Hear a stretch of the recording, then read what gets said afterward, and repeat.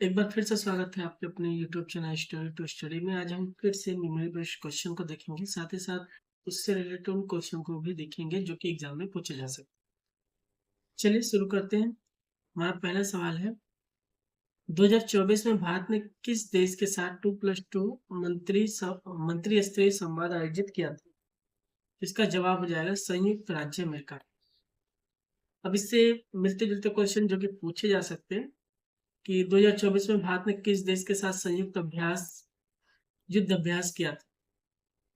तो इसका उत्तर अमेरिका हो जाएगा। इसके अलावा ये क्वेश्चन पूछा जा सकता है कि भारत और जापान के बीच 2024 में कौन सा संवाद हुआ था? ठीक है, तो ये भी 2+2 मंत्री स्तरीय संवाद हुआ था। भारत का सबसे बड़ा सहयोगी देश कौन है? तो इसका उत्तर हो जाएगा रूस। अगला क्वेश्चन है, 2024 में किस भारतीय शहर को यूनेस्को वर्ल्ड हेरिटेज साइट में शामिल किया गया था? इसका जवाब हो जाएगा मध्य प्रदेश के ग्वालियर और ओरछा शहर को। अब इससे मिलते जुलते सवाल ये हो सकते हैं कि वर्ल्ड हेरिटेज साइट 2023 में किसे शामिल किया गया? तो शांति निकेतन को किया गया था, जो कि रविन्द्रनाथ टैगोर ने बसाया था। ये पश्चिम बंगाल में स्थित है। या फिर ये क्वेश्चन पूछा जा सकता है, भारत में कुल कितने यूनेस्को वर्ल्ड हेरिटेज साइट है? तो अभी वर्तमान में 42 है। ग्वालियर का किला किस राज्य में स्थित है? तो इसका उत्तर हो जाएगा मध्य प्रदेश। 2024 में भारत का पहला डिजिटल सेशन कब शुरू हुआ या कब से शुरू हुआ? तो ये प्रस्तावित है 2024 में शुरू होने की संभावना है, सॉरी 2025 में होने की संभावना है। इससे मिलते जुलते सवाल ये हो सकते हैं कि भारत की आखिरी जनगणना कब हुई थी? ये 2011 में आखिरी जनगणना हुई थी। डिजिटल सेशन का मुख्य उद्देश्य क्या है? तो डेटा सटीकता और त्वरित संकलन करना। भारत में जनगणना कितने सालों में होती है? ये हर 10 साल में होती है, लेकिन 2011 के बाद से अभी तक कोई भी जनगणना नहीं हुई है। आगे है, 2024 में भारत ने किस मिशन के तहत समुद्री अनुसंधान को बढ़ावा दिया? तो इसका उत्तर हो जाएगा deep ocean mission. Deep ocean mission का मुख्य उद्देश्य क्या है? तो समुद्री संसाधनों का अनुसंधान करना। भारत का पहला मानवयुक्त समुद्री मिशन क्या है? तो इसका जवाब है समुद्रयान। डीप ओशन मिशन को किस मंत्रालय ने लॉन्च किया है? तो इसको पृथ्वी और विज्ञान मंत्रालय ने लॉन्च किया। अगला है कि 2024 में किस भारतीय वैज्ञानिक को नोबेल पुरस्कार के लिए नॉमिनेट किया गया? तो ऐसा कोई भी नॉमिनेशन नहीं किया गया, लेकिन इस संदर्भ में टी पूर्णिमा, जिन्होंने हाइड्रोजन के ऊपर अनुसंधान किया था, उनके नाम की चर्चा हुई थी कि इन्हें नोबेल के लिए नॉमिनेट किया जा सकता है। भारत के किस वैज्ञानिक ने नोबेल पुरस्कार जीता है? तो सीवी रमन, इन्होंने 2030 में जीता था। 2024 में रसायन विज्ञान नोबेल पुरस्कार किसे मिला?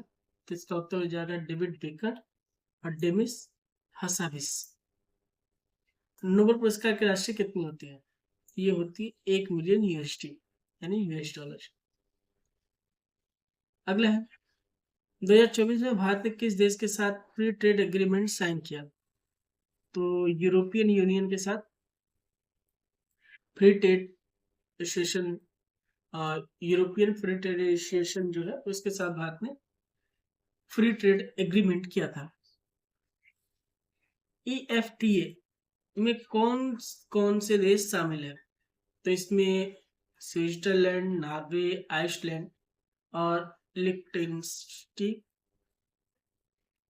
देश शामिल है। भारत में 2023 में किस देश के साथ टीएफए साइन किया? तो इसका उत्तर हो जाएगा ऑस्ट्रेलिया। टीएफए का मुख्य उद्देश्य क्या है? तो व्यापार बाधाओं को कम करना। अगला क्वेश्चन है कि 2024 में भारत का सबसे बड़ा सौर ऊर्जा संयंत्र कहाँ स्थापित हुआ? तो ये गुजरात में स्थापित हुआ और 1000 मेगावाट का ये सौर संयंत्र था।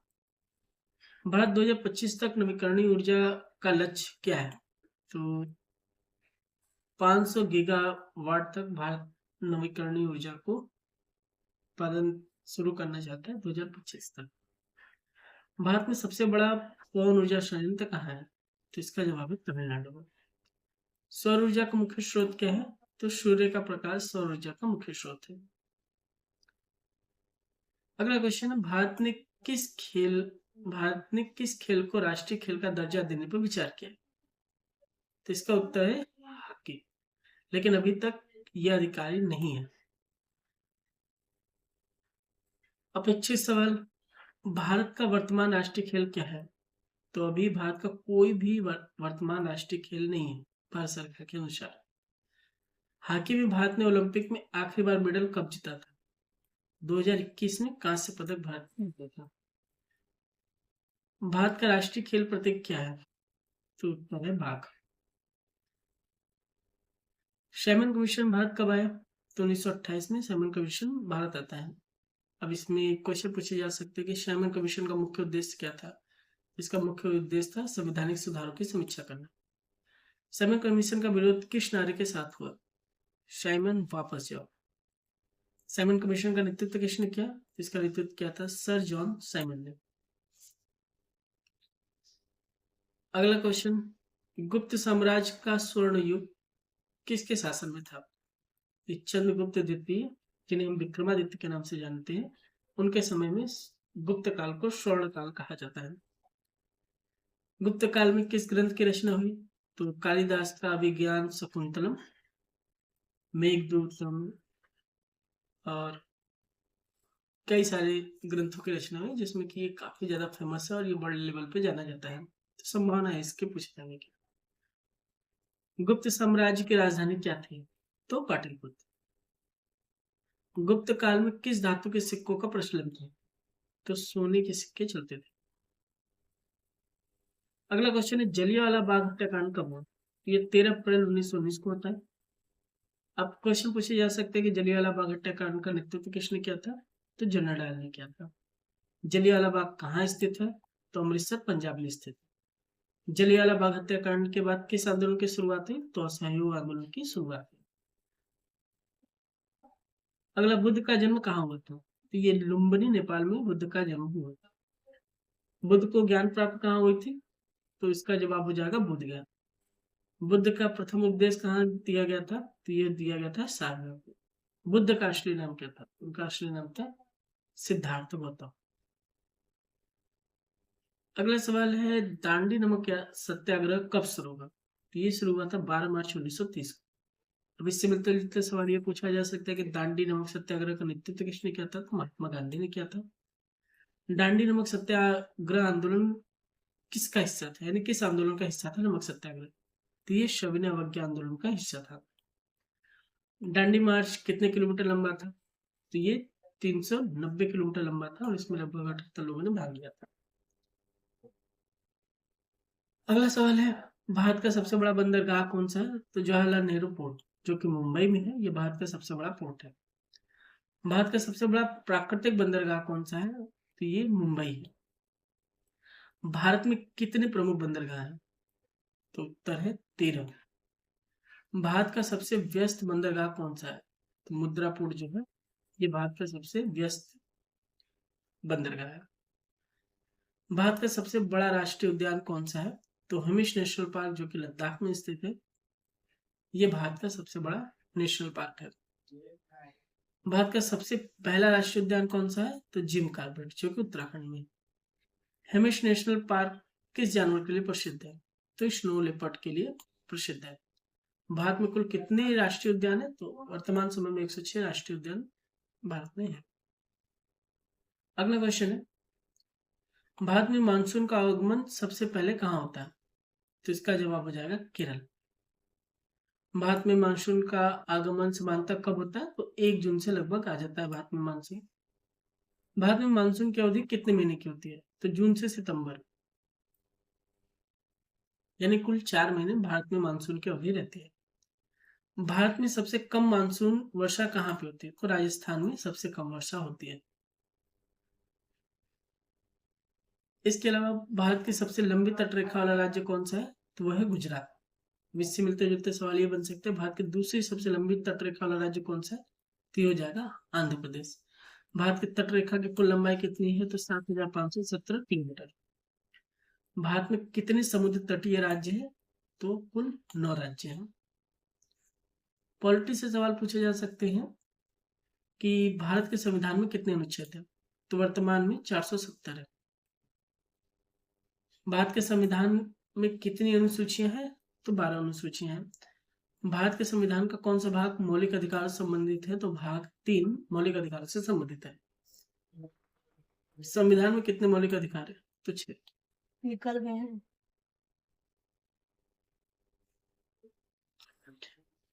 लोकसभा में कितनी सीटें हैं?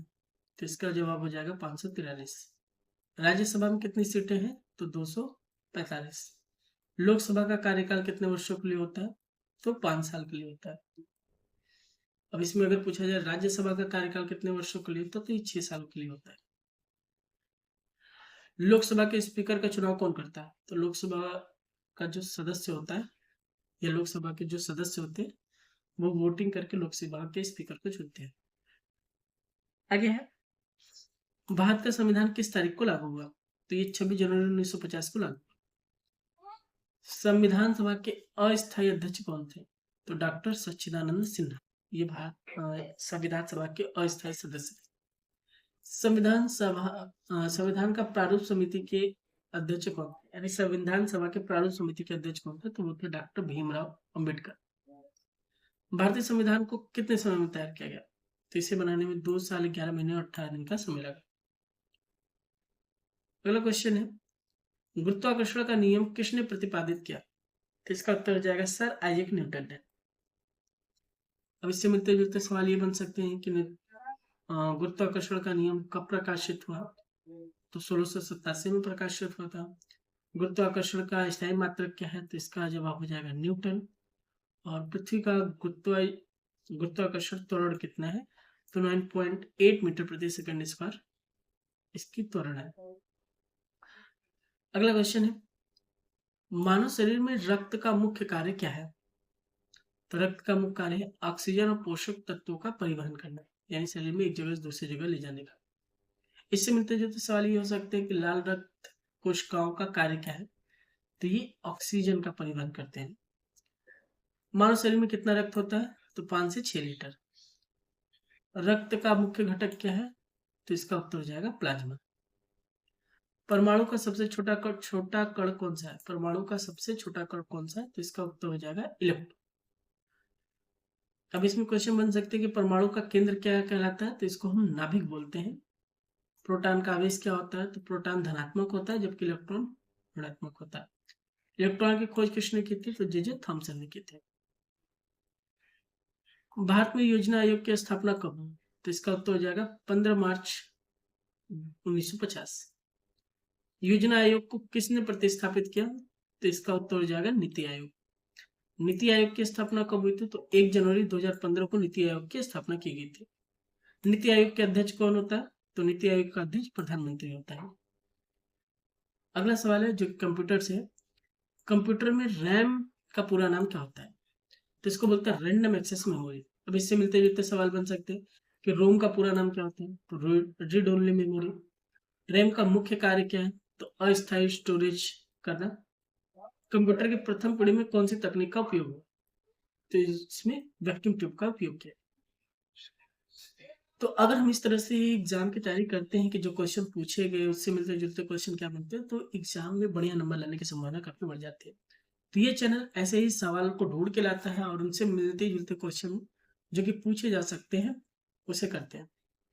तो अगर आप अपनी तैयारी को और धार देना चाह रहे हैं और बढ़िया तैयारी कर रहे हैं तो इसके लिए आप इस चैनल को सब्सक्राइब कर सकते हैं। मिलते हैं अगले वीडियो में, तब तक के लिए जय हिंद, वंदे मातरम। बढ़िया से एग्जाम दीजिएगा, उसके लिए ऑल द बेस्ट।